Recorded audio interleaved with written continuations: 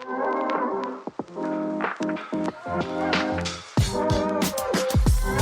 is Let Me Sum Up, your regular deep dive into recent reports on climate and energy. I'm Luke Menzel, recording on Wurundjeri land, and I'm joined today by three co-hosts. Global Vice President for T-shirt dispatch and delivery of the Let Me Sum Up podcast, Frankie Muskowicz. Hello, Frankie. And while our limited run Sufficiency Now T-shirts are no longer available on the merch store, I understand you have a new and timely offering for the many listeners embracing an abundance positive lifestyle.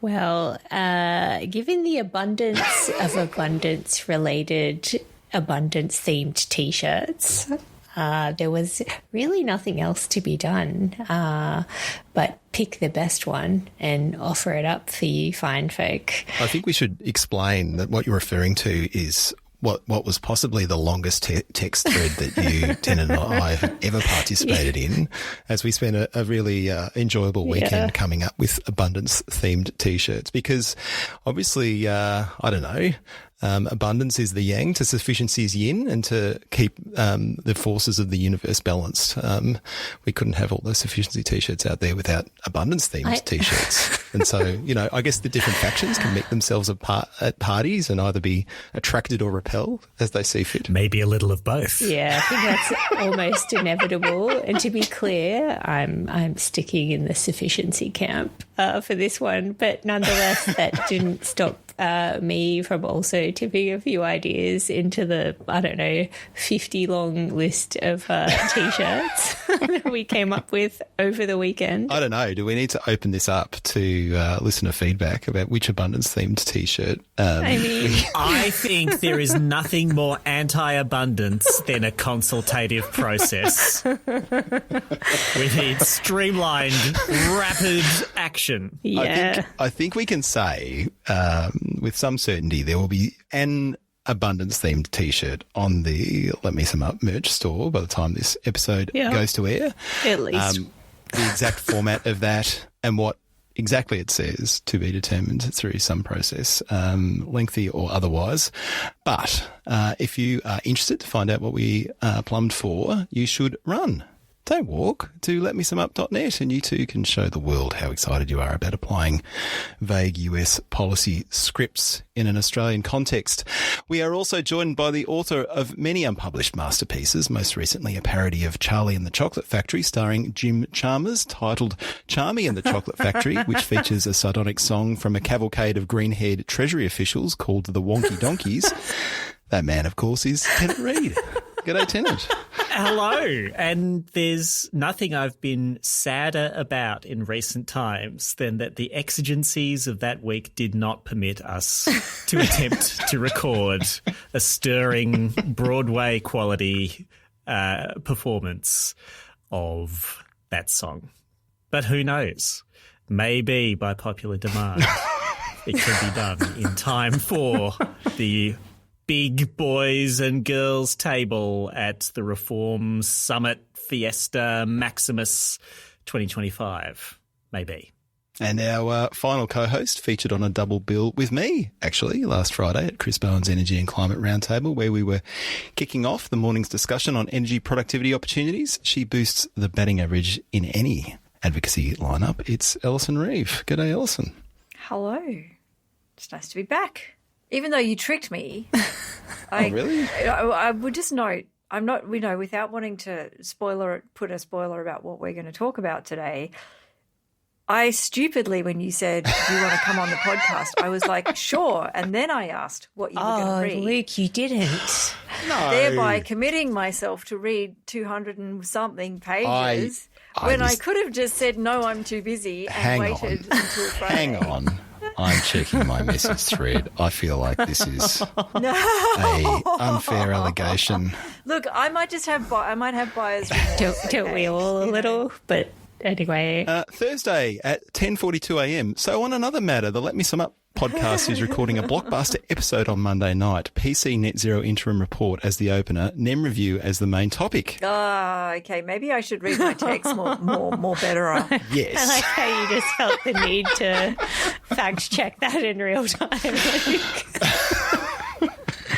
In any case, We're really glad you're here, Alison. Anyway, listeners, if these people ever ask you to come on a podcast, just think ahead as to whether it would just be a better use of your time just to wait an extra couple of days until the podcast comes out. I say no, Alison. I say be the change you wish to see in the world. On this week's show, it is all hands on deck as we embark on a possibly foolhardy quest to sum up those 200-odd pages in Tim Nelson's draft National Electricity Market Wholesale Market Settings Review. But first, Productivity Palooza 2025 rolls on. And in the lead up to Jim Chalmers' Economic Reform Roundtable, the Productivity Commission has released its interim report on reform opportunities as they pertain to energy and climate.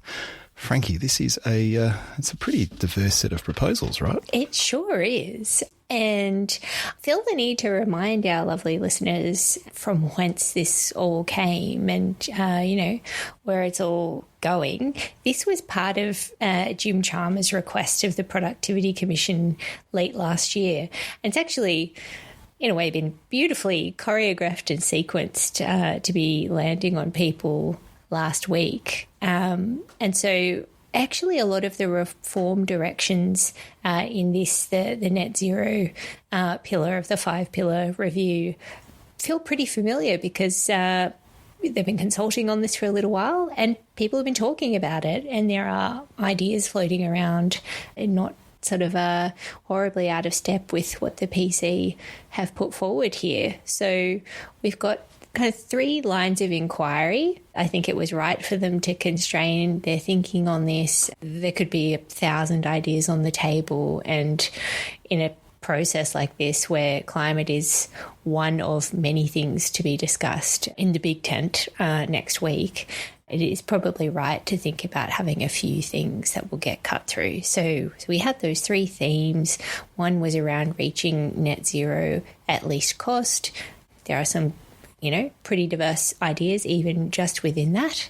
Then there was a piece on speeding up approvals, and they've certainly got some things to say about that. And then there was the third one focused on unlocking private investment in adaptation, which I have to say I feel like got a bit of short shrift out there in the media. Yep. I think a lot of the attention focused on the other ones. So just to mix it up, I'm going to talk about that one first, if that's okay. Redress the balance. I think what the PC have smartly and I think really appropriately done in putting adaptation more clearly and firmly on the agenda is highlight that housing is very much front and centre when it comes to any conversation about physical risk and adaptation. Like it or not, housing is a huge asset class in this country. A lot of people's personal wealth is tied up in housing, but it also has an enormous impact on the way people live their lives and how comfortable they are and their sort of health and people's productivity in their homes. So it is entirely appropriate to focus on the housing piece of it all when it comes to adaptation. And whilst, I think close observers of this space would probably say that the things that they've recommended are a little bit softly, to be honest. These are pretty modest proposals. But my view would be is that they're kind of necessary foundations that we need to start with, and there is a hell of a lot more that needs to happen in this space. But they're really starting probably with the most appropriate basics. So what are those? Those are making sure that we've got really granular data and information on climate hazards available, and not just for experts, but for, in a way that can be understood and digestible at a household level. They also want to see the development of a nationally consistent kind of outcome-based star rating for housing resilience. So the measuring stick, how do you tell if a house is resilient or not? And then complementing that, they want to see guidance and information available for people to then do work if they choose to on upgrading their houses to make them more resilient over time. They also have some initial things to say about government action along those lines as well. They want to see, thank goodness, in a way, resilience and physical risk elevated, and they really should be given similar prominence to the whole mitigation side of things. So they want to see some of the fundamentals we've had in the mitigation side for the first time. So goals for housing resilience, like what are we actually aiming for when it comes to this? They do want to see a look at targeted policies that would help with retrofitting, looking at minimum standards for rentals, but they also want to see, very appropriately, climate risk integrated into planning and kind of zoning decisions, because you've got what you can do at the building level, but then you should also be considering where you build housing to start with, and what are the risks, that you need to be concerned about. And so on the one hand, I fully commend the PC for putting a spotlight on this issue. It's sort of so sorely needed. And really, these are really the basics of what's going to need to be a much bigger and heavier lift over time.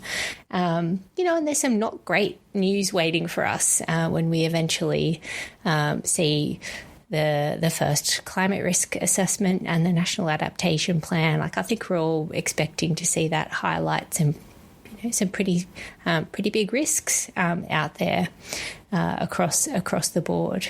And so on the one hand, it's absolutely not going to be feasible for government to pay for it all. I mean, they can't even, pay for all the policies that we want to dream up on reducing emissions on the mitigation side of things.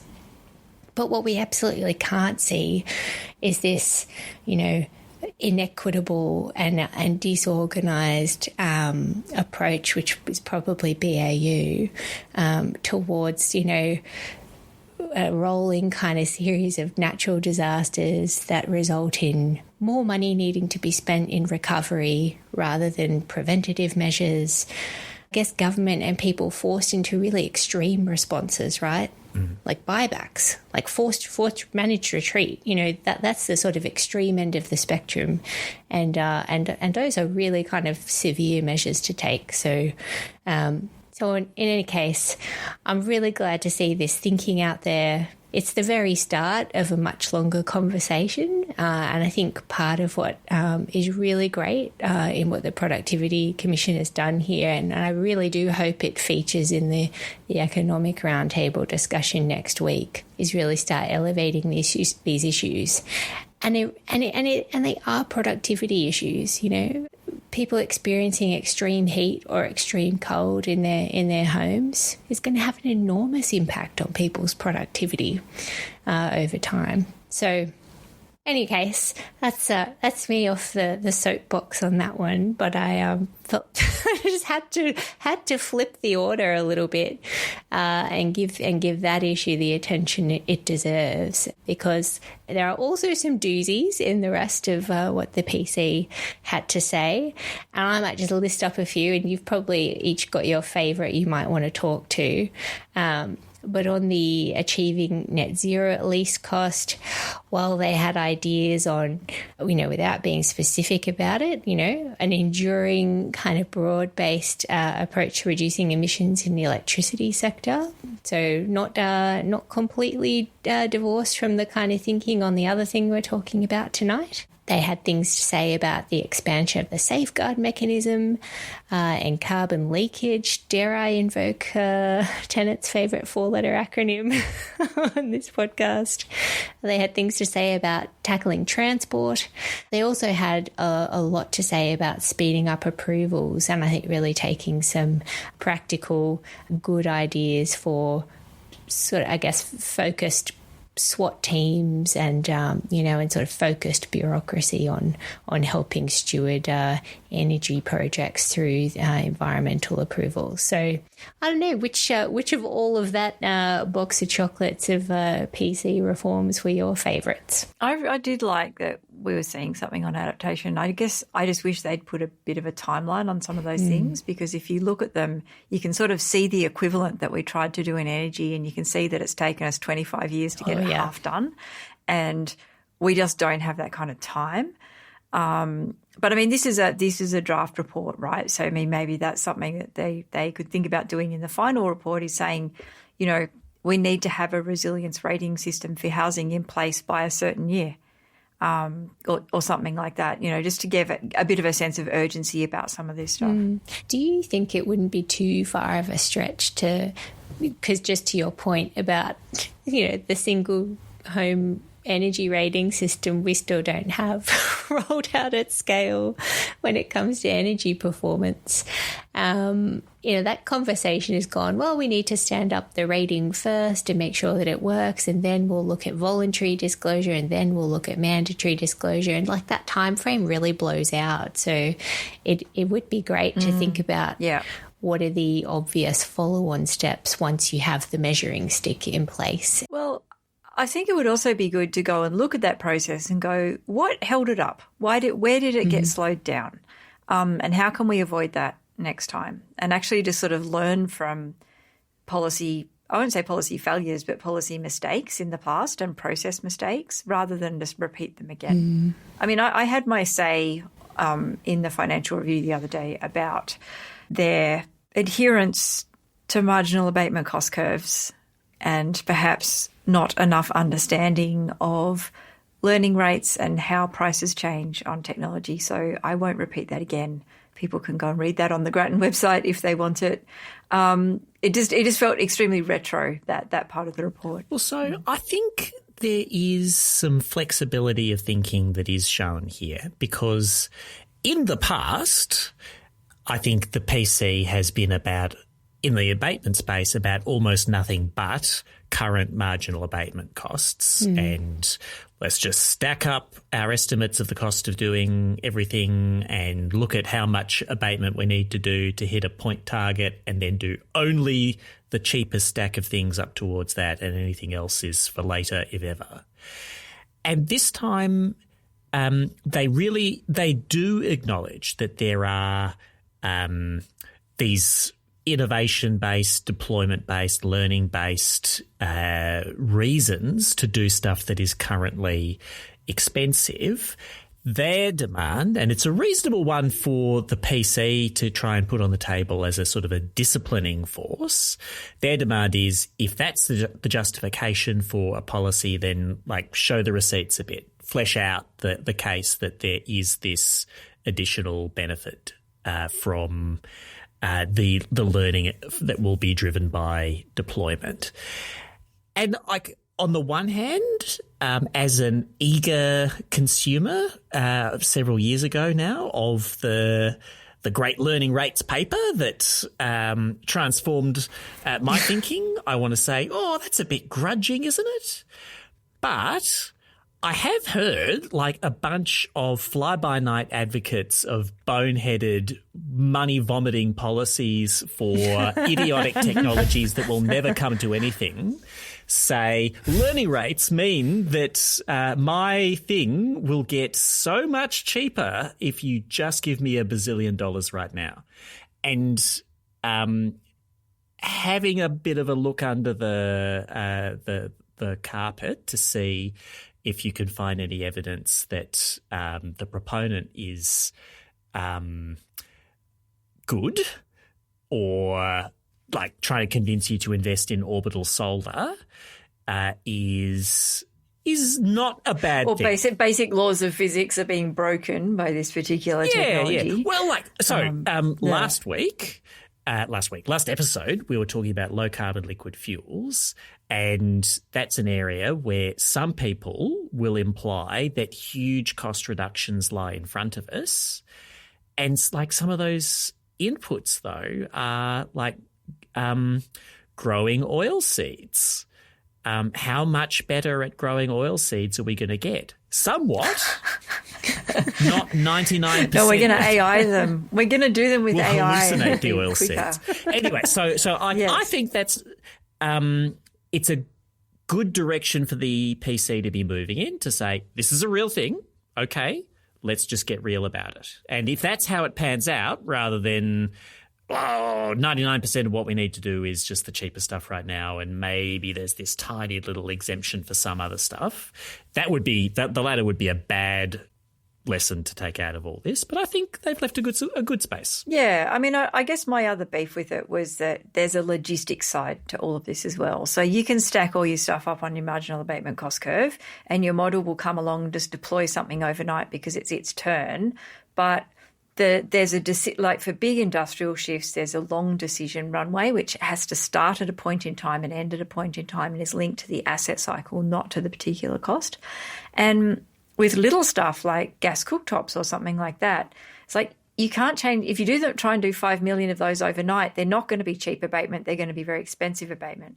And so you have to actually start them at a point in time that allows you to do that in a way that keeps the cost down. And that might mean that you start when it's not its turn so that by the time you finish, it's very cheap.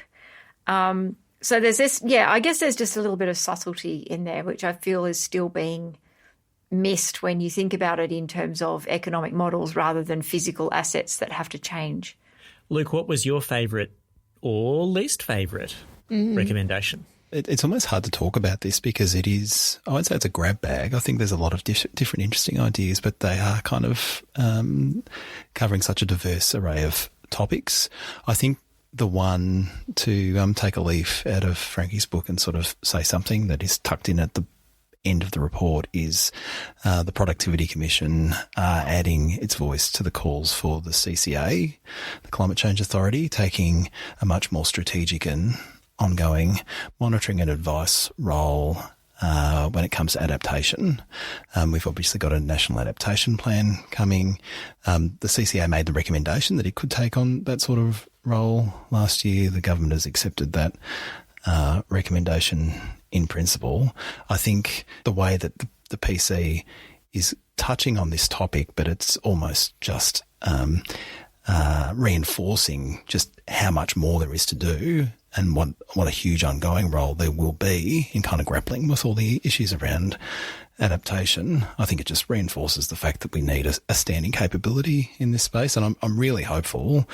I'm sure that the national adaptation plan that's coming it'll be a first cut. It will need to be iterated, but I think probably the most substantive contribution it could make is by really clarifying, the entity that's going to have that ongoing and leading role in kind of monitoring and evaluating and providing advice in adaptation policy in the years to come. Yeah, here. I think that's great.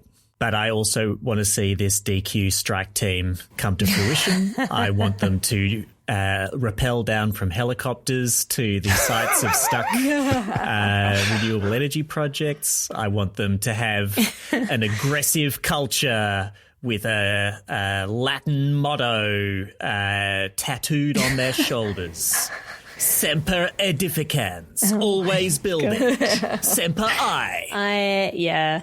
I mean, it's almost impossible to think that one won't get snapped up and run with, particularly out of next week's gathering. Like there's sort of just too many interests, I think. And I have heard exactly zero people say, EPBC reform shouldn't be a priority for us in the next little while. Like it's absolutely front and centre in this discussion. And, a lot of what they've put forward are solutions that have been talked about and acted on, frankly, at the state level when it comes to housing policy for a long time, like versions of that.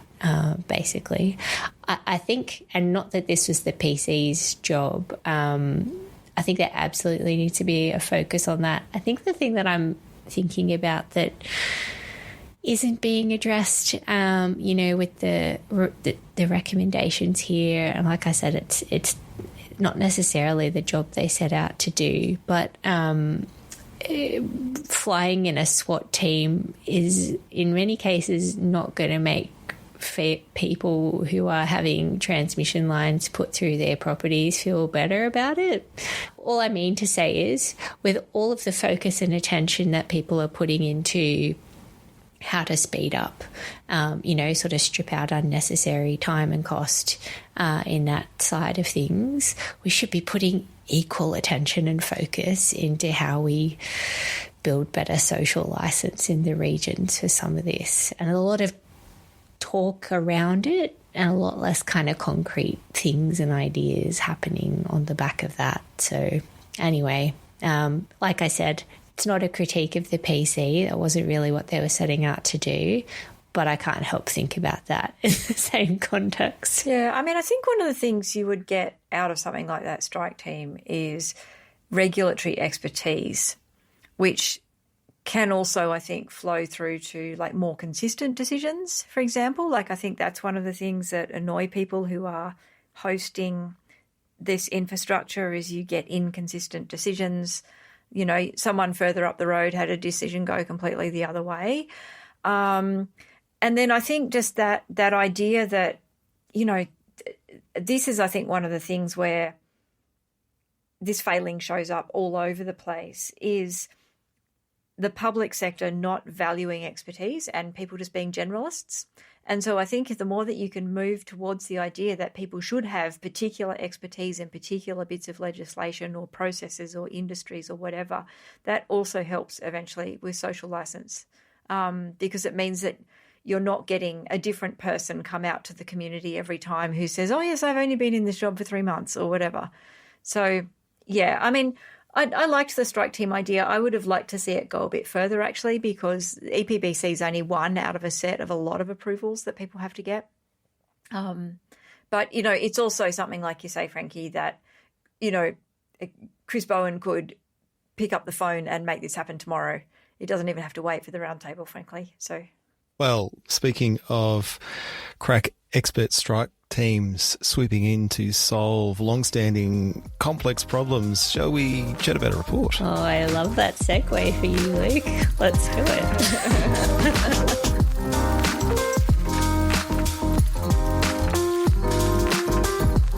In December 2024, the Albanese government tasked Professor Tim Nelson and an expert panel with undertaking a review of the national electricity market, and specifically options for sending clear investment signals for new, clean capacity once the capacity investment scheme had run its course in 2030.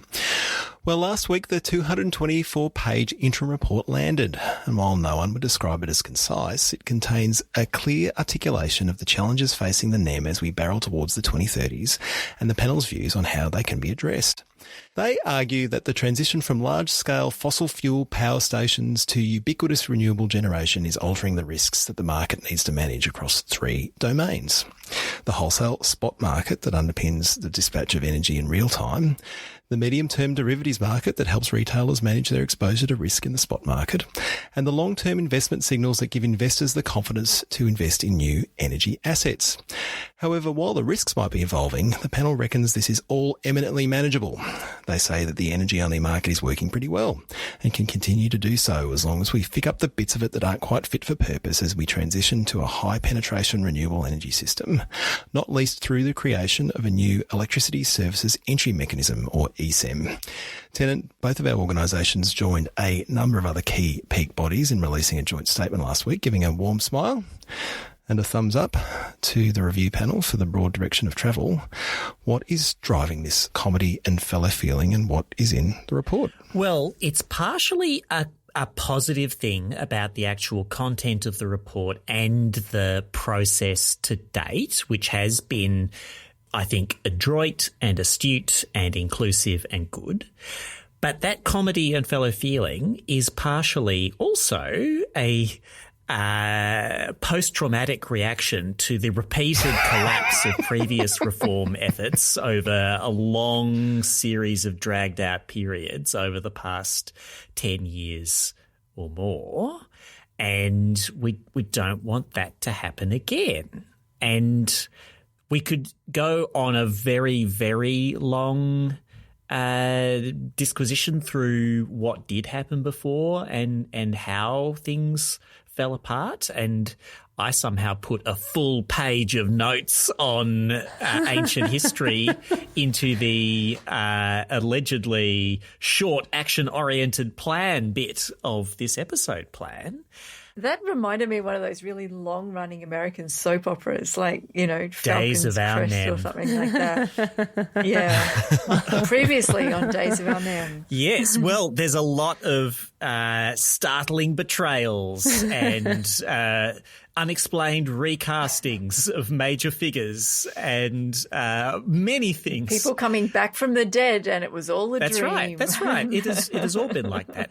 And these recommendations include some resurrections of ideas from the past and some definitive stakes through the heart of other ideas from various processes. They're tying up all plot lines. That's right. Let's hope. So what they've arrived at, I think, is quite a good integrated whole. So as you said, Luke, they have decided, and they've listened to what a lot of people have said, and what they hear is there's parts of the NEM that ain't broke and don't fix them. The core energy-only marginal pricing model at the heart of the NEM should stay at the heart of the NEM and the foundation of everything, and they don't want to see a new capacity market. They don't want to see changes like the a locational marginal pricing system that caused a lot of angst in debate over recent years. They think the main thing the spot market needs is more visibility of the resources, all the little batteries and big industrial loads that are or are becoming more price responsive. The market and the market operator need a better handle on how those resources are going to respond to price, whether that is through being just visible or actively participating. So that's the short term. The medium term, they think, so this is financial derivatives markets where market players hedge their risks from that spot market.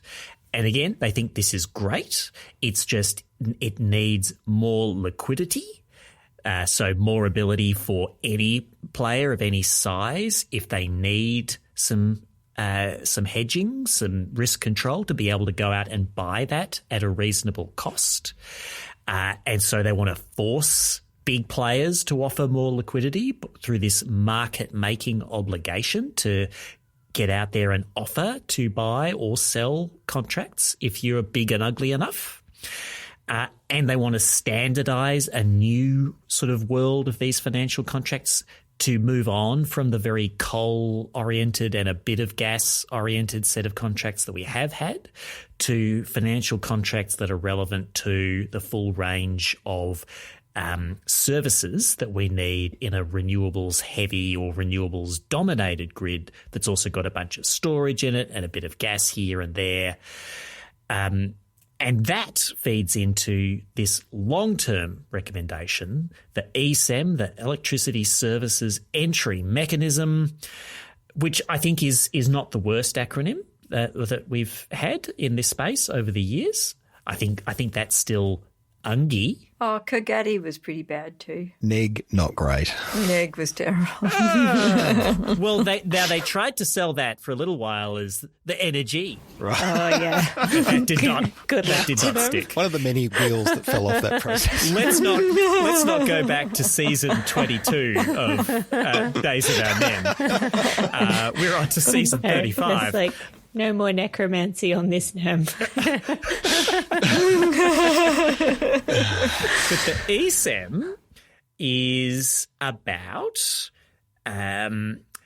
dealing with the fact that the market players, the big retailers, big buyers, are only willing to contract out a few years when they're looking at new resources, new projects that might get built, because they're facing so much uncertainty about what demand is going to be in the future, what technology is going to do in the future, what regulatory settings are going to be in the future.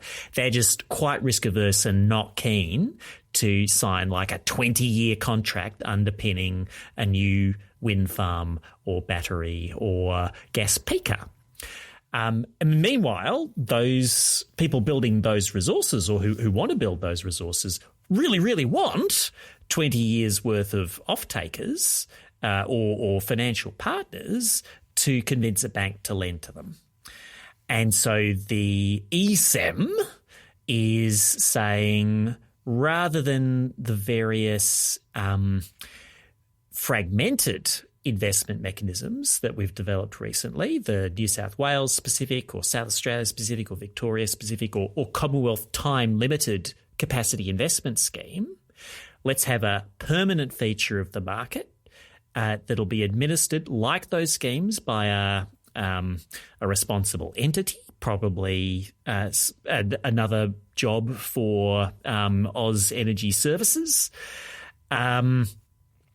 and have that contract for the out years, the years like 7 to 15 or 7 to 20 of projects that can get commercial off-takers for their first few years. And there's a lot of clever aspects to this idea that it will come to, but the idea is this long-term mechanism will encourage new stuff into the market where it's what the market would bring on if only the market was confident enough to contract out that far.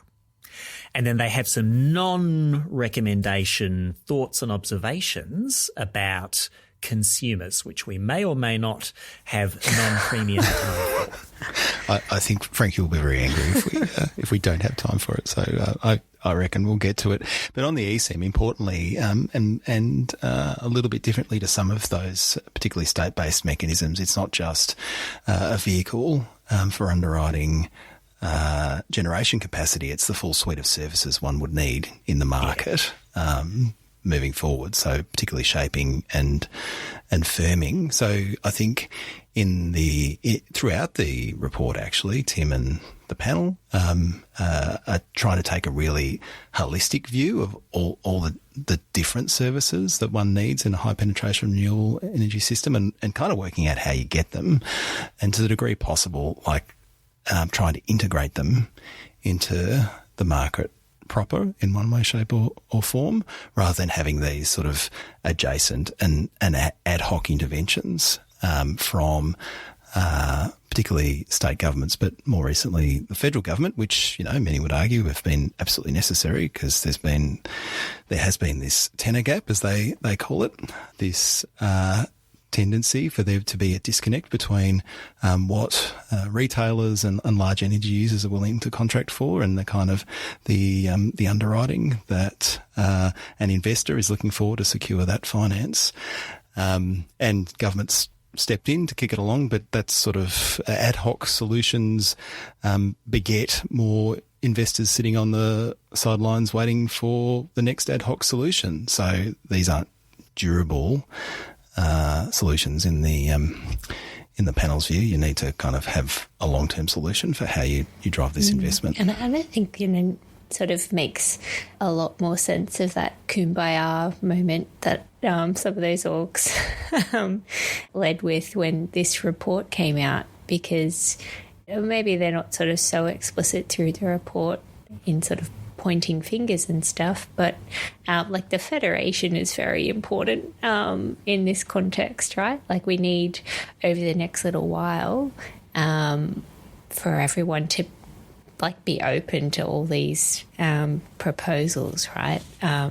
We can't have, this next 20 years look a lot like the last 20 years with hodgepodge approaches. And I mean, like the point that you made about the enduring mechanism, that succeeds the capacity investment scheme, shouldn't just be focused on the generation side of things, but the full suite of services needed to keep the grid kind of operating properly. Makes a lot of sense to me. I'm not an energy market boffin, but, if you're an investor looking at underwriting those projects, this is like at a conceptual level, the kind of thing that would make a lot of sense. Do we think the stakeholders are ready for it? I think it depends which stakeholders you mean. I mean, this was I really appreciated with this report that they spent a lot of time unpicking and setting out the problem before they started jumping into solutions. and that they very much stayed away from the technical side. I don't mean the financial technical side. I mean like the engineering technical side. Kind of said we can take as read that we have the solutions for that, that what we're grappling with here is deployment of the solutions. And they really zeroed in on the way that those have to be financed. So I think from the perspective of people, my guess is that stakeholders who are familiar with that financing world would probably find, a fair bit to like, probably some things to nitpick at. But if you are just a more general, energy market dabbler, hobbyist, it's a very, very, very wonkish kind of report. And that's kind of, I don't know, I guess I sort of have a little bit of a fear that it will be very easy for someone to make hay with that and make hay of the fact that it is very hard to understand if you haven't followed the energy market for a long time.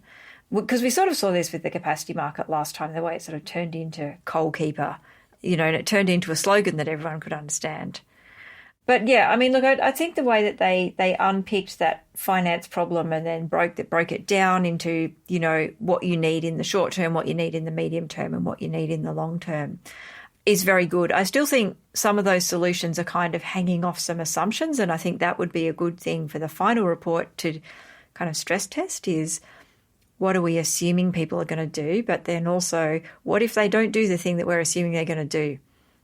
What happens if you put these ESEM contracts in and then people in the market decide, we only want a contract for 4 years or for 3 years. And so the ESEM contracts sort of start to move closer in time, for example.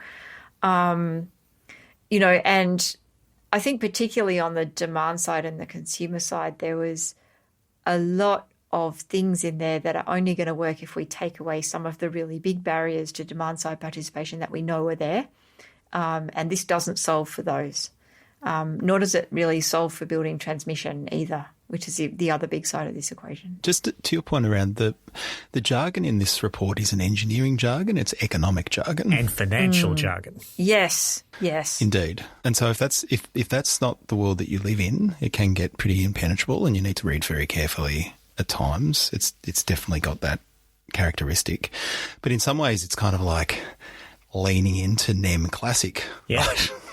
Like the whole premise of the NEM was trying to find like the economically rational and efficient outcome, and they're going back to that core and saying, well, it's almost like if we were designing the NEM in the mid 2020s and instead of the late 1990s, what would you do? And arguably, Nelson and the team would say you'd do something like this.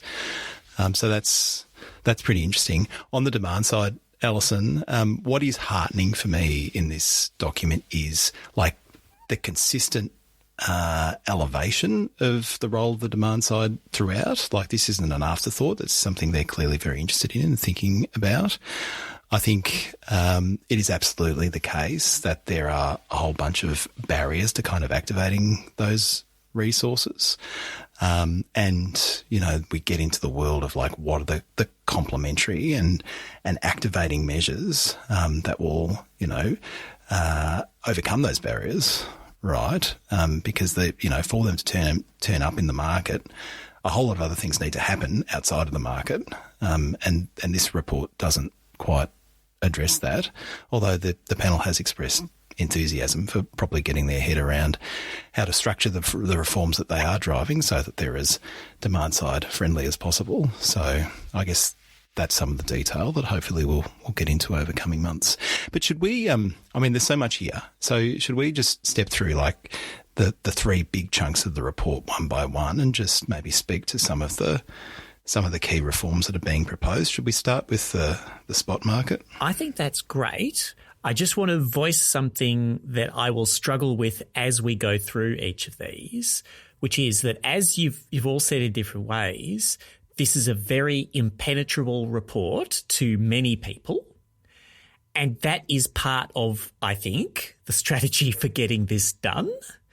That people of Alison, your fear was people would come up with they would impose something simple and horrible as a meaning on this if they couldn't understand what's in it. I think they might, and certainly I feel like the authors think that people of ill will might just fall asleep in bafflement.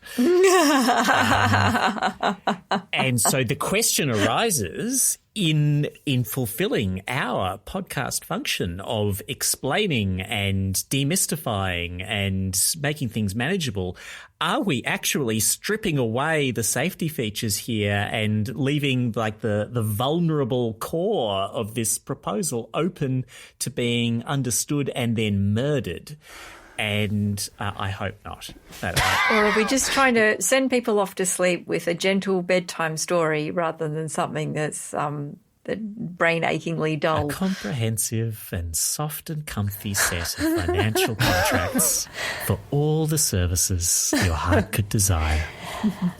I mean, I wanted to read this report in its entirety, and it took me 3 nights of falling asleep constantly after putting my kids down to get through it. And that's not necessarily a mark against the panel, but I think I'm agreeing with your assessment, Janet. Like, I think they're not trying to plain English this. They want the engagement from people who are, intimately familiar with, with the sort of subject matter of what they're doing. And then I do think, though, at the other end, there is a storytelling, piece that's going to need to come in, because actually the thing I really did want to say, and it is it's relevant throughout the report. Like, Luke, you picked up the tenor gap, and that really goes to why they've proposed their ESM to help bridge that gap between the tenor of financing instruments.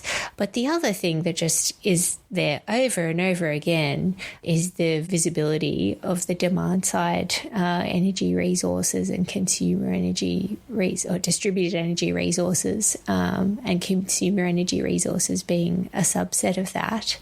And there is very much a public-facing element to that conversation moving forward, that I think needs to be thought really carefully about, because, when you read out the way that they've laid it out and, they sort of echo, I think, what you, Tennant and Luke, have said, in that they don't think the spot market is necessarily broken. Like, it does, by and large, a really good job at procuring the right amount of energy at the most efficient cost. But they're not able to do that at the moment, and they will increasingly be unable to do that at the most efficient cost. If there are thousands and soon to be hundreds of thousands and millions, of these small generators around the country, switching on or pulling back, putting back out into the grid, when there's a price signal for them to do it, and the operator not really having visibility of that. And you can see that it's like a really big worry for them, because it's echoed all the way through the report. And I think, the public-facing discussion about this really goes to the solutions or the things that they're, proposing should happen off the back of that. There's a sort of technical element to it, which is, if you participate in various forms of, aggregated response to the operator, if you're part of a virtual power plant or a battery of a certain size, that you should become visible to the market operator. But then at that point, presumably the next step is, well, then the services of those resources needs to become available. And so, there very much does need to be consumers' understanding and desire to opt in, to that, and a benefit to doing that as well. Well, I think there's 2 things there, right? One is that they were very careful to say that there will always be a class of people who just are kind of I think passive, they call them like passive. reducing, like doing the things to reduce their bills. Yeah. Just doing the thing, it all stays behind the meter, and it's all fine. And I think it was quite good that they didn't say those people should be forced to become more responsive over time. And the other thing I quite liked was that they linked that what they called the hidden resources to not just to the technical side of managing the grid, but also the financial side and what that does to prices. And I think actually it would be nice for the final report if they presented a little bit more evidence around that and maybe a nice chart or something. Because the point they were making is that if you can't see those hidden resources, when you do your forecast, AEMO ends up overbuying, like over procuring energy, and that has a cost to all of us. And I think that's actually the first time I've seen that pulled out. Like usually when people talk about, all the rooftop solar coming in, they're talking about, losing frequency or all of that sort of stuff. But I think actually bringing it back to the cost was probably a pretty clever thing, and that might need to be pulled out a bit more. It's super smart. And I mean, if there's any way for them to, I'm assuming they can model potentially what some of the cost impacts might be if they were able to access, certain chunks of, of that capacity. But I think you're right, Alison. Like the whole point of enabling that visibility is so that the market operator knows that, oh, okay, well, I've got all this distributed resource that I might be able to harness, and then I don't have to go and procure, all this extra generation because they work by a merit order. Some of that's going to be potentially more costly. So there's a huge potential upside in all of this for consumers. I guess what I'm trying to emphasize here is really there's just a really thoughtful and intentional way I think we need to go about telling that story to consumers. Importantly, they've been very careful not to impose those obligations on households. They're imposing them on retailers, on aggregators. And so in some ways, the interaction and, the visibility that is being provided to AEMO, the householder doesn't really even need to engage with that at all. Like they should get across the line based on the financial or other arrangement that they've entered into with the aggregator or their retailer. And so I think that is another way in which they're being quite deft in terms of, there's a category of households but just want to have their solar and have their battery and maybe play with their app and be left alone. There's actually a lot of those, and there's another question we can have about how many can be enticed over into the wonderful world of aggregation, to be determined. Well, wasn't one of the recommendations, and here's where I might be forgetting which of the two reports we've talked about this existed in, but that in the sort of rather generous incentives that are now in place for consumer batteries, but also solar. Like we've still got the STC scheme in a RET providing a significant subsidy. That those incentives should only be available if you were. If they were then going to be visible. Wasn't that part of it? They did say that as a future thing, and the other thing they said was that there should be some money put into, I think particularly the kind of like the, I think the word they used was telemetry, but which is basically subsidising people, and I think this is important for people who've got old rooftop solar systems, which have dumb inverters.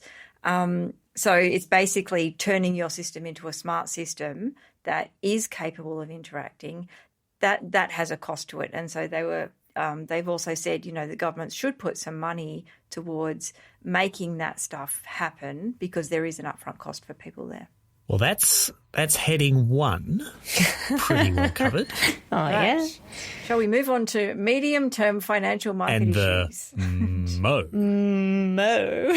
That's not going to catch on. I like it. The Momo. Momo, maybe. Oh, Momo. Or Mamo. Mamo. Market making obligation for those players at home. I can't see the words. What they want to do here is two things. One, they want to get together a bunch of industry stakeholders of different sorts, buy side, sell side, regulators, and have them pretty rapidly. Like, I think the first version of this is set to happen in a demonstration kind of way in the back half of this year. Work out a whole bunch of new contract types and structures that will be suitable for procuring bulk zero emissions energy, shaping services to cover sort of intraday and interday movements in price of spot energy, and firming services for dealing with longer term variability and longer duration variability. They want to get people together to work out those contracts, and when they've worked out those contracts, they want to force the big ones to offer them or to offer to buy them. And the whole point of these contracts is to help retailers manage risk, right? And everyone to manage risk. And everyone to manage risk, yeah. But I think they particularly called out small retailers having less access to these kinds of risk management products because they don't also own generators. And we saw a couple of years back when the big energy prices go bananas in the aftermath of Ukraine thing happened. Which in soap opera terms is like an enormous bomb goes off and kills. Yeah, it was a live episode. Yeah. It was the ratings event of the year. But what happened was a bunch of retailers, little retailers who didn't own generation, died. Because they couldn't hedge their risks. Yeah. They're concerned about that. Yeah. They're also concerned with, South Australia in the role of ghost of NEM future, I guess. Preview of season 40. Where you do have a region which is largely dominated by renewables. They're seeing a lack of liquidity in these sorts of contract markets, and they're trying to get ahead of the curve and deal with that in the rest of the country, as well as supporting the situation there in South Australia. And I suppose the important thing here in terms of that market making obligation and getting everyone around the table for folk to understand is there is already a voluntary market making mechanism, but not everybody's participating, and there's different models for these around the world.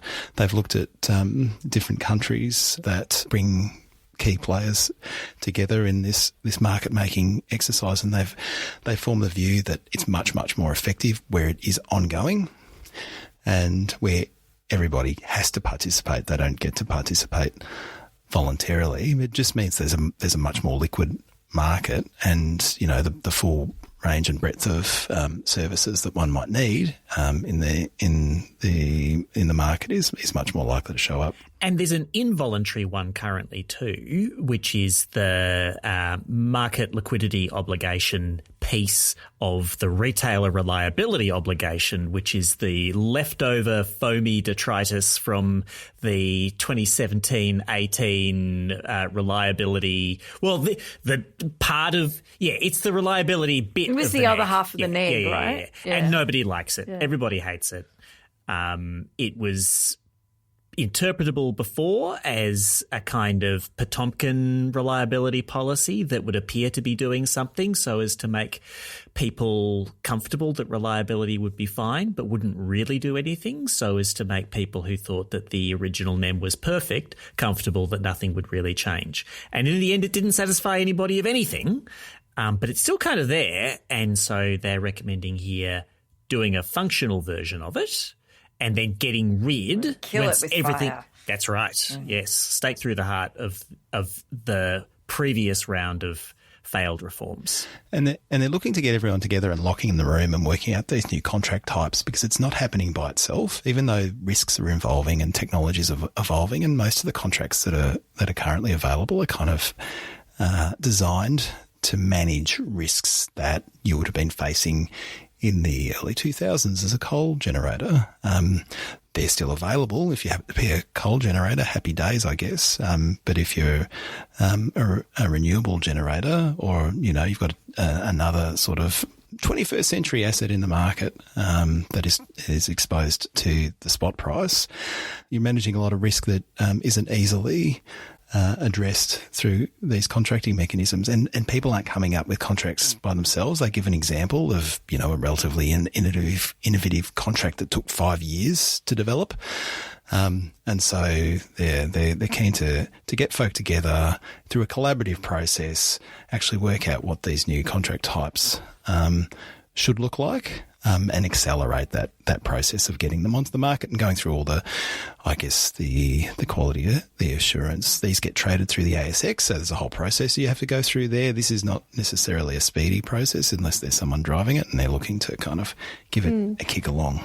And that was a key part of this as well, was that these new contracts have to be exchange traded, not just over the counter. So they had some examples of, you know, over the counter contracts are basically private deals where someone kind of goes, hey, I think I can hedge a risk in this way. And someone else goes, oh yeah, I'll buy the other side of that. But the whole point of making it exchange traded means that those contracts will be available to everybody, and that tends to help the small retailers. But it also just means, you know, if you can get that sort of development process speeded up, we will get lots of different new ways of managing risk coming all at once, rather than having to wait for innovative people to convince other innovative people to do them. I mean, they did say that they had observed that kind of innovative thinking happening in those over-the-counter deals. But, you know, I think this whole exercise can be probably summed up by thinking about the kinds of people who now will be forced to engage with it, which is your large vertically integrated gentailers. And, you know, given that they haven't had to do this and have held that power, like, it's really important, right, that those players be constructive in this process moving forward, because I think they do make the overarching point that actually this should be a time of really significant innovation in a way that you can hedge risk. You know, they talk about different chunks of time that you might be contracting for power, looking very different, obviously, when you were just looking at like baseload swaps, because coal was the thing that you would, or coal generators was the thing that you would hedge with. Whereas now you've got, you know, much more interesting kind of options, but you need those big players at the table. So, for me, it'll be fascinating to watch how, those companies engage in this process moving forward, because like they're necessary to it coming off, and they're another stakeholder that has to buy in, and not throw their toys out of the pram, so to speak. All right, we're in the third act, the thrilling conclusion to this soapy telenovela, the electricity services entry mechanism.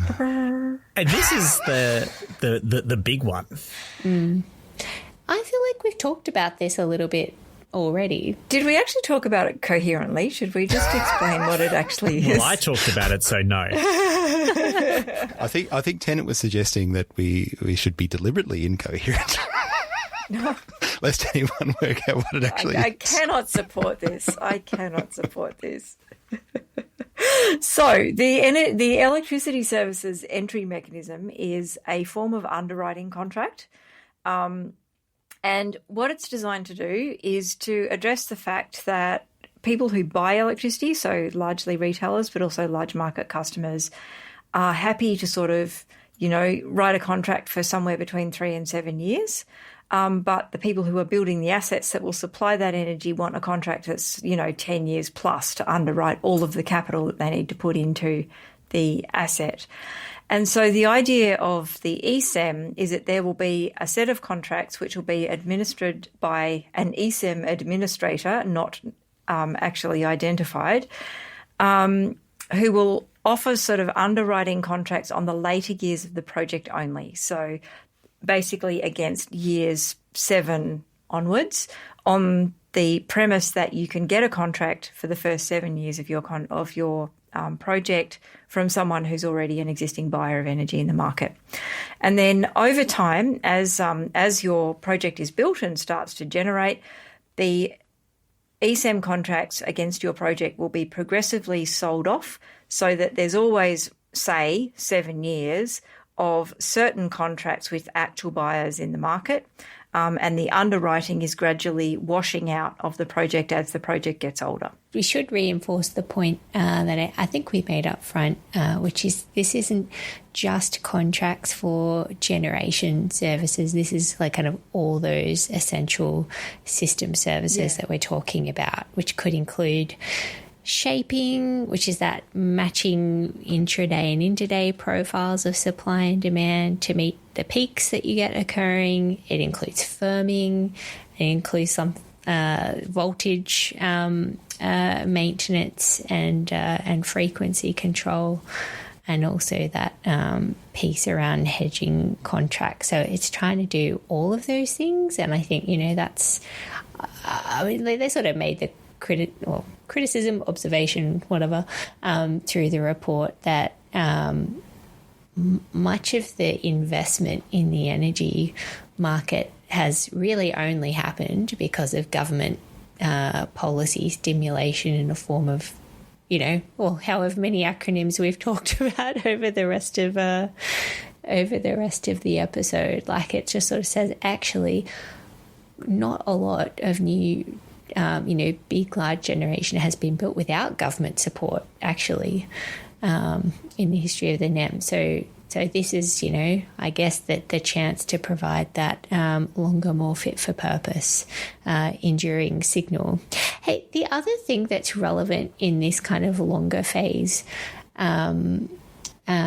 part of the whole piece is that thing around an out of market reserve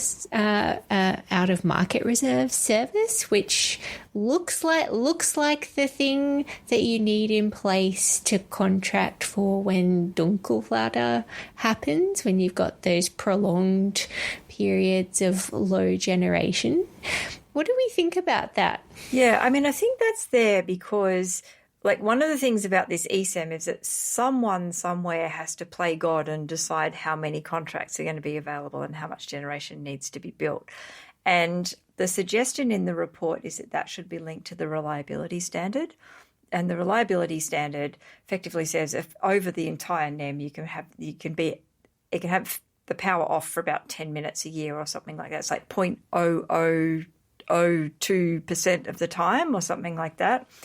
The question is, how do you manage for that other part, and also for what they were calling like unpredictable and volatile events, which are things like Dunkelflautes and so on. And the problem is that if you try and manage for those within the market, you actually end up massively overbuilding, which affects everybody's economics because you have a whole lot of assets that aren't being used for very much time. And so what they've sort of said is that if you're going to manage for that, you should do it outside the market, and which I presume means that governments would own a bunch of diesel generators or gas generators, or would just contract people to be on standby. There's actually lots of different ways that you could do this. Like, I think you could actually get quite creative with things like the RERT and so on in that context. So you could start talking about things like a winter RERT or a Dunkelflaute RERT. But yeah, so basically what they're saying is that if you want insurance, the insurance should be outside the market. Don't try and use the market to buy the insurance against every possible weather event. And so just to pull out a little bit more on what God, or the entity formerly known as AMO Services Limited, will be doing here. The artist tenant, please. Indeed. They will be determining a forward level of services in all these categories that they think are needed, and they'll be determining that in light of, yes, the reliability standard and the emissions targets that the AEMC has gathered together from the states and the feds, and jurisdiction-specific, technology-specific targets like Victoria's offshore wind targets for 2032 and 35 and so on. And out of that saying, right, we're willing to contract and we'll have auctions that will award contracts up to a level of this much megawatt hours for bulk energy in different time slots, and this many megawatts of firming, and this many megawatts and megawatt hours of shaping. And what's going to prevent God getting it wrong? And the theory here, well, there's a few aspects to all that actually, but the theory here is that Oz Energy Services Limited, if it is indeed them who get this blessed task, will not have to be a godlike perfect entity with amazing, incredible foresight. They'll just have a go, and automatic stabilizers will kick in over time that prevent them from getting things too badly wrong because of this hybrid nature of the process where it's only contracting the out years. There's got to be commercial interest in these resources for their first few years, and that interest has to exist in light of what other contracting has taken place. So if the scheme entity has in its first little bit of operation wildly over-contracted for way more resources than are needed, that will show up in future rounds of auctioning where either there's no commercial interest in the early years of more projects, or there are no valid bids because nobody can see a way of making money in the market with even more resources of a sort that aren't needed. And that's because one element of this is the link back to the spot market. Yes. So if you've got too many resources in there, the wholesale price will go down on average, and so there'll be less people interested in investing, right? Yeah. So far so good. They don't have to be perfect. But they have to be very firm, though, that there's that there is a certain duration of contract that you have to have before you can come through the door. And the other area where things get a bit hairy is with these jurisdiction-specific targets. Yes. Because almost certainly the underlying spot market revenue will not be enough to bring in Victoria's offshore wind. There's a case that it's got this higher value because of when it's generating relative to other resources and what else it allows you to avoid in terms of onshore social license challenges and whatnot. But to the extent that those extra benefits are real, not all of them will show up in the spot price. Some of them are system benefits, some of them are social benefits. And the likelihood is that contracts that are signed by this entity for backing those resources will not be able to be on-sold to the market at the price that the entity has agreed to pay for them. And so that will leave the entity with residual costs to cover. And part of the proposal is that they will have the ability to recover their costs from who? From you and me. The consumer. That's right. And to do that in a jurisdictionally, regionally specific way where appropriate, and as like a service-specific sort of format, so that if it's cost of peaking contracts, it'll recover that through maybe more of a charge on peak times. If it's bulk energy, sort of more from charges across the whole of energy consumed. And so that would mean if Victoria in particular, I'm singling them out, but there are other jurisdiction-specific targets around the traps, should they choose to go ahead with the full breadth of the offshore wind target, Victorian consumers will pay the additional costs associated with that. Yeah, this to me was sort of the flaw in this, is that we haven't solved for that problem that we're trying to do the transition in this sector by just pushing more and more renewables in, and just linking that to arbitrary percentages by arbitrary years in time. To me, that's kind of where this could go wrong, is that you can't stop state governments from setting targets for whatever reason they want to set that target. And the whoever's running this scheme will sort of be obliged to meet that target. Yes. I think that's very deliberate, because I think that the panel recognises that the only way any of this ever gets done is if states don't feel like they're going to be constrained to make interventions if and when they see fit. I think that there could be some benefits of effectively creating a central clearinghouse and potentially some rigour around some of these interventions. There's a strong principle of transparency that the Nelson Review is trying to build into these various state government interventions. I guess the most optimistic gloss one can put on it is, if this broadly does what it needs to do, like, hopefully state governments feel less need to make these sorts of interventions. But we're sort of in this messy middle, right, where there is necessarily going to be a whole bunch of legacy stuff that's already committed to.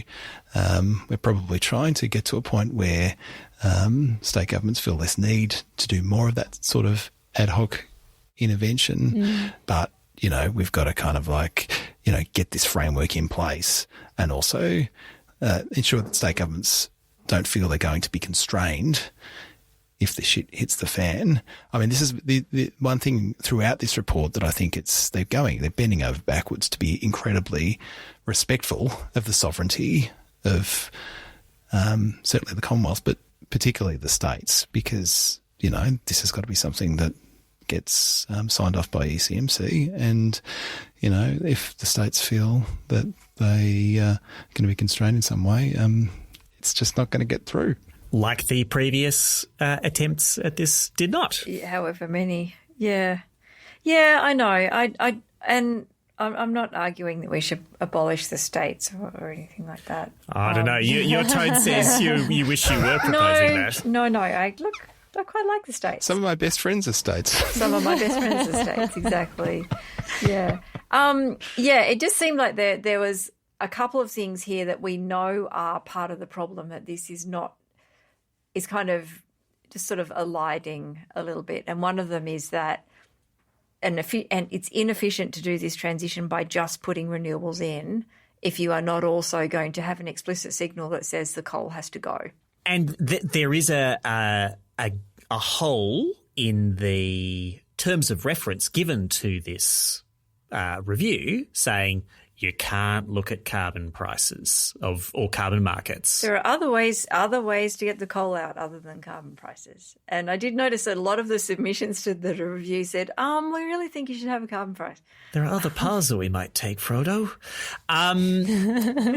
So there's a neat complementarity between the two papers that we're covering this time around, because the Productivity Commission's paper rigorously does not try to supplant the market redesign work of this review, but says here's some ideas for carbon policy signals that could govern things in the electricity market. And this review says, as well as saying it's not allowed to look at carbon markets, that it would be useful for governments to decide what carbon policy should govern.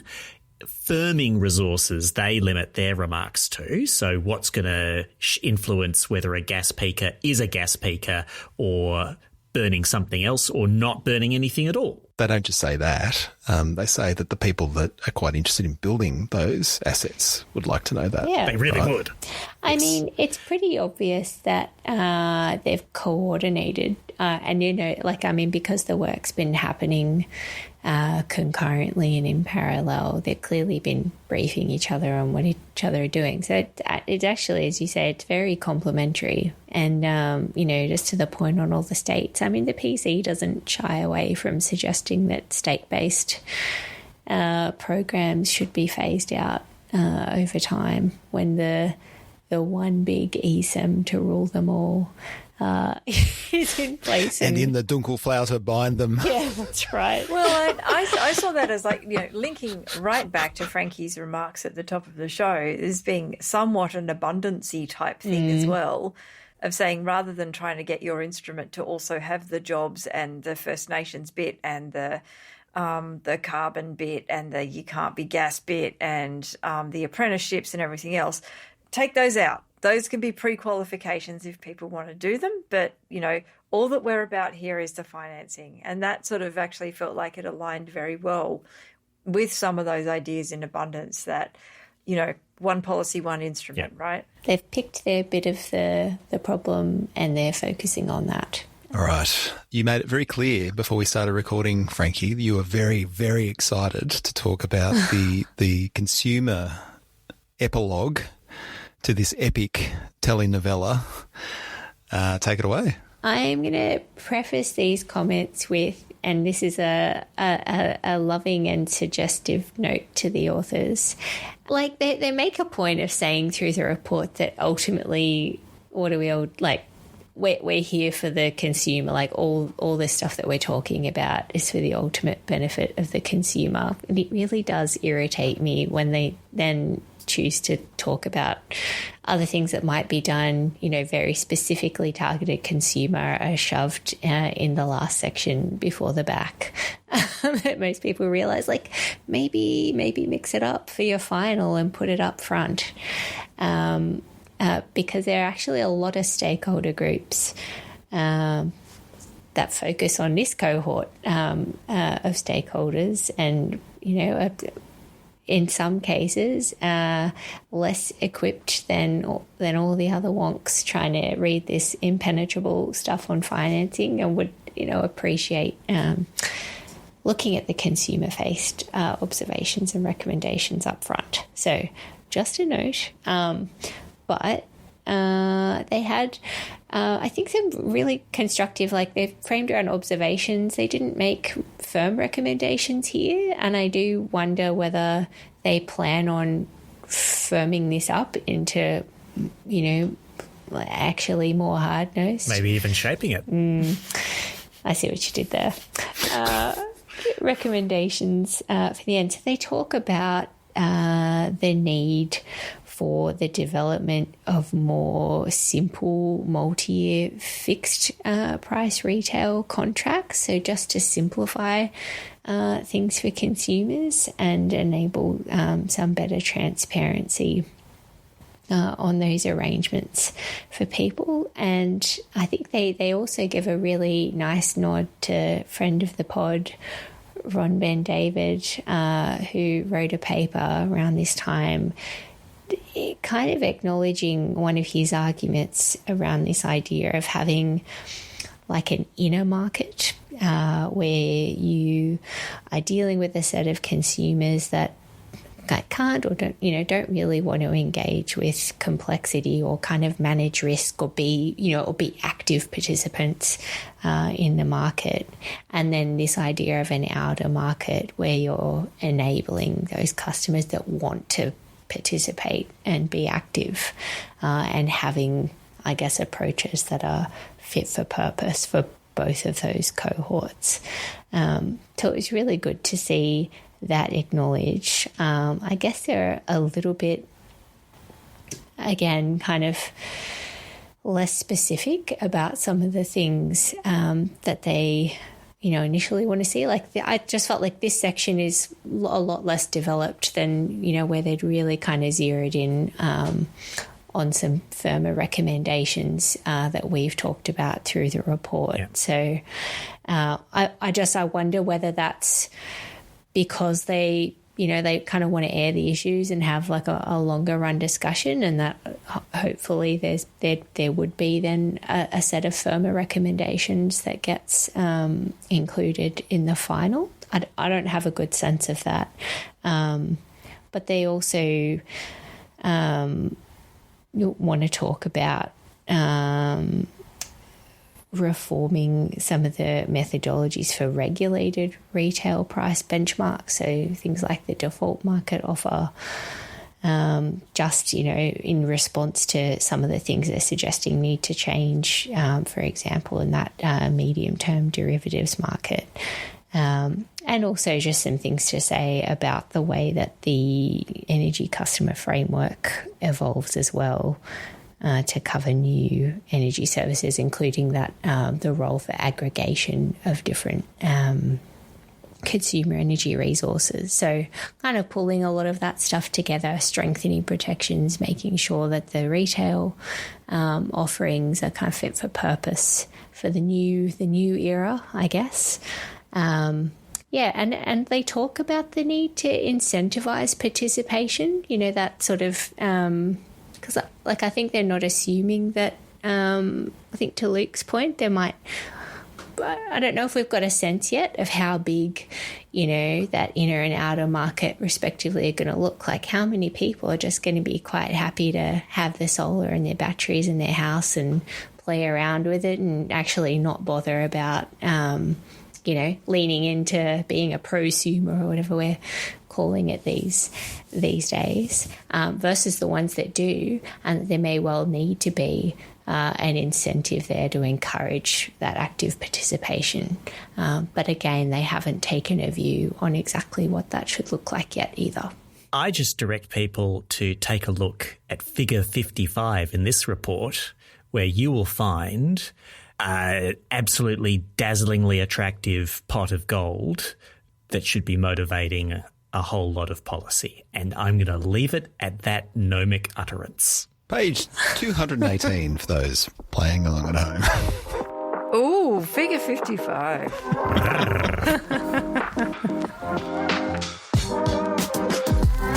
It's time for one more thing in which we all share something that is currently captivating our attention. Tennant, what have you got? I'm going to talk about something that is not energy related, or is it? I was privileged just this past weekend to see what is reputedly, according to the readers of Sight and Sound magazine in 2022, the greatest movie of all time. And I'm pretty confident that you, dear listener, have never seen and maybe even never heard of this movie.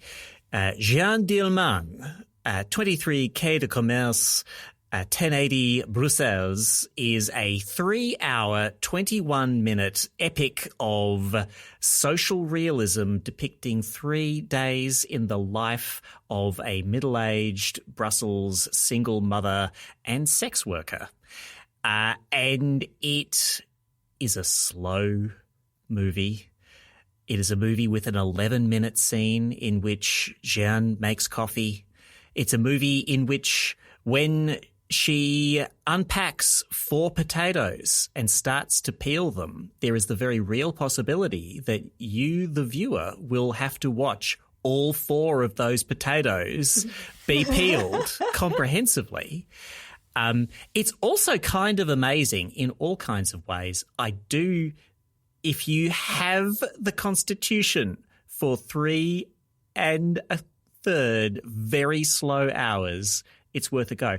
But my link to energy is rarely have I seen a movie that is simultaneously such an advertisement for natural gas use and such an eerily suggestive warning of the potential dangers of carbon monoxide poisoning for habitual users of natural gas. I think that carbon monoxide exposure explains some of the increasingly eerie and then terrible things that happen in this movie. You watch, you decide. And it's shorter than reading the NEM review, right? Almost certainly. NEM review didn't involve nearly as much making of schnitzel or meatloaf. You don't know what happened behind the scenes. No dishes were done. All right. Frankie, what have you got? Oh my goodness, so many things. I sat in on a really excellent briefing session earlier today on methane. And as you guys know, it is one of my hobby horses. And so I guess one of the people speaking at this briefing was Kathy Foley, the former chief scientist. And so it was just a timely reminder that she's been appointed as the chair of this independent panel advising on atmospheric measure of fugitive methane emissions in Australia. It's like, along with all of these other eminences who are experts in this space. And this, that was announced a little while ago, a bit earlier this year, I think, February, March or something. And the panel's work is intended to form part of the government's response to the 2023 CCA review of the NGA scheme. So the idea being that they might, I think the plan is for them to review the science and new approaches to estimating and measuring fugitive methane, from open cut coal mines. So this is very much a safeguard relevant discussion because there's quite a lot of proponents out there that are suggesting and have continued to suggest for a very long time that we really estimate and report those emissions. And so I guess it's just a reminder that I'll be watching with huge interest to see what that panel comes back with. And I'm sort of hoping that their first cut of ideas or recommendations might be ready in time for when the safeguard is reviewed, or the next chance to implement kind of updated monitoring and some better verification methods under NGAs as well, because it's something we need to get more accurate at. And the more accurate we get, and if there's a lot more methane spilling out, that's going to have huge cost implications for how you manage and abate those emissions. So I just think at the very least we need to be accounting for those emissions accurately. And it circles back to my, what are we doing as part of the global methane pledge here in Australia? Hey? What about that old chestnut? What is the deal with the global methane pledge? I am going to continue to agitate on that point because... Put that on a T-shirt. Yeah, I'm sure there's going to be a T-shirt in that. But, we've had some really encouraging reforms on electrification of homes and, commercial buildings at the state level. But, I'd venture nowhere close to fulfilling the obligation we've signed up to as a part of that global pledge. I think it was 30% reduction on 2020 levels by 2030. So where are my methane reductions, guys? Anyway, that's my one more thing. Just fix that, would you? Great. I'll get right on that. Yeah. Alison, what have you got? Somewhat related to methane. I just wanted to note a little story that was in Renew Economy this week about a regional Victorian energy utility who've said it will support its customers to go all electric or switch to LPG rather than continuing to raise prices for the supply of gas through its existing network pipelines. And I think this was actually a really nice little example of how if pipeline owners are actually focused on the best thing for the customer, it's come around to the idea that the best thing for the customer is actually not to be a gas consumer anymore. I think it was sort of helped along a bit by the fact that they're an integrated energy utility, so they also supply electricity, so they get an upside here. But also because I think they're owned by a funds management company that's leaning into the energy transition very hard because it sees that that's a really good way to make money. So I thought this was just a nice little story that shows that actually there are ways that you can manage this gas network death spiral problem, and that particularly when you focus on the consumer and put the consumer at the centre of that, it actually it's actually pretty obvious, right? Which is help the consumer switch over to the thing that's best for them. Is this a motivating message, though, for Australia's gas utilities, that if they really loved their customers, they would sacrifice their own lives to better them? Like the gas networks are Artax the horse in the never-ending story of the gas death spiral, sinking into the swamp of sadness so that little gas user Atreyu can leap lightly from their back, cast a sad glance back at them and go on to a new adventure. I think it's more a call for the electricity networks or retailers to start buying gas networks so that they can harvest the upside of switching people. Do it, gas networks. You'll come back in the land of imagination at the end of the movie. It'll be great. Shush, don't rain on my parade.